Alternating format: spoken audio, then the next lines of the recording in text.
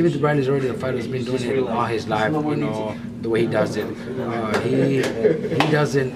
You know, his wife could be the head trainer, and he'll still perform. He'll still be the same Bradley that he's been for the past, 3 or 4 fights. I don't think that's going to change. Teddy Ellis has been a great trainer in the past. Hasn't done it lately, but I don't think there's much he could do there. They're going to try to box, and they're going to try to fight smart on the outside, but inside the ring for 12 rounds against Brandon, it's going to be pretty tough. And Bradley recently said with his new trainer he wants another crack at Pacquiao again if he beats Rios like he thinks he will. But I could flip it around to you too. If Brandon gets to win like you guys expect, would you guys want to rematch with Pacquiao? It's the biggest name out there now with Mayweather gone.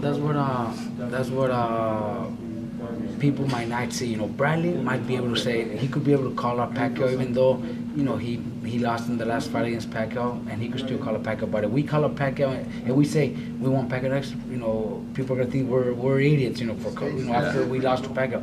But a lot of people thought Bradley lost twice to Pacquiao. Exactly, and so if he gets a third fight, people might think, oh, that's a good fight. But Brandon calls up Pacquiao, then, oh, that's stupid. How could Brandon even call up Pacquiao? Pacquiao's gonna do the same thing. But people don't know that when Brandon fought Pacquiao, Brandon wasn't what he is right now. Brandon wasn't training as hard. His head was a little too big and didn't train, didn't listen, didn't follow instructions.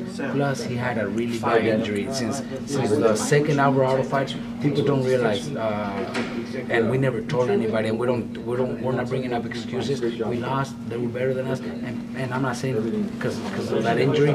If it wasn't for their injury, we would have beat Pacquiao. No, that'd be stupid of me saying that too. But we probably could have had a better chance. We'll let Cameron Duncan do that for us.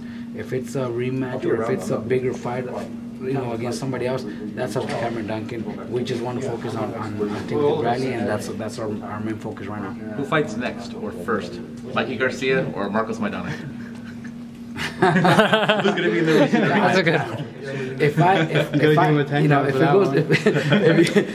Right now we don't know dates or anything, but I have to say Mikey, because Mikey's training and sparring like never before. He's doing 10, 12 rounds of sparring and looking better than ever. And I'm not just bullshitting you guys. I'm not just making up stories.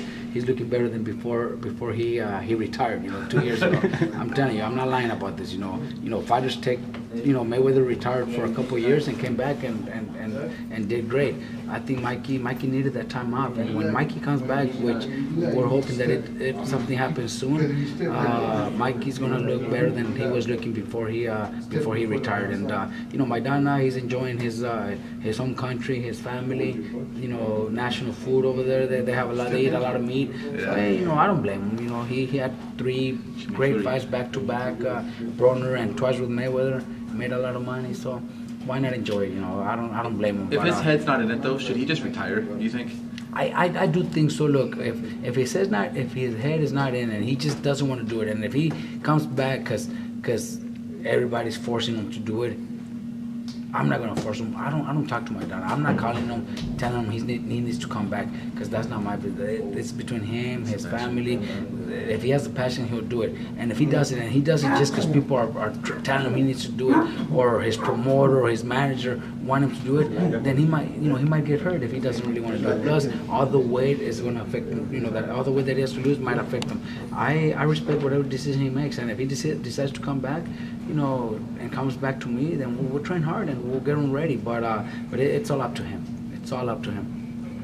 Now, another fight that I think is big also is Neno's fighting the dude who fought Verdejo. Nájera. How is he looking in the gym? Neno is, we still got a good 6-7 weeks before that fight, so we're still picking it up. Neno just started working with conditioning coach Daryl Hudson, who is also working with Brandon and works with Mikey, and he's also working with another champion that I'm training, Carlos Cuadras. So they feel so good right now with that condition that this guy's doing to them. This guy's awesome. People don't really know him and don't give him credit for what he's done, but he's good at what he does. And then in the training, Neno's training, sparring really good right now. So by the time fight night comes, Neno's going to be in great shape. We already got him in the house in training camp, eating healthy food. We have a cook that cooks for every fighter, So, you know, we're in real training camp with Nendo's fight because we know the fight's not easy. We know Nájera is a very, very durable guy and very experienced. So we got to be very well prepared for that fight. But Nendo's training very hard. My last question: how's Tony Margarito looking? Look, December. But I haven't seen Tony in a couple of weeks. You know, he came in before he even talked to Bayram and started training for a couple of weeks. But then, you know, it was a long drive from San Diego to Riverside, you know, a little over an hour. So he says, you know what, as soon as I get a date, then I'll call you. But I haven't got that call, so I don't know if they already have a date. And it's gonna start soon, or maybe he just made a decision to train in San Diego, and I support him in whatever decision he makes. You know, I love Tony. Tony's a good friend of mine. You know, his family, my kids love him. You know, I would love to have him and support him and help him out. But if he makes a decision to train somewhere else, I'm also going to support him because, you know, those are decisions that are not easy to make. And if he makes that decision, you know, I'm 100% behind him. Thanks a lot for your time. Thank you very much. Yeah, thank you, Robert.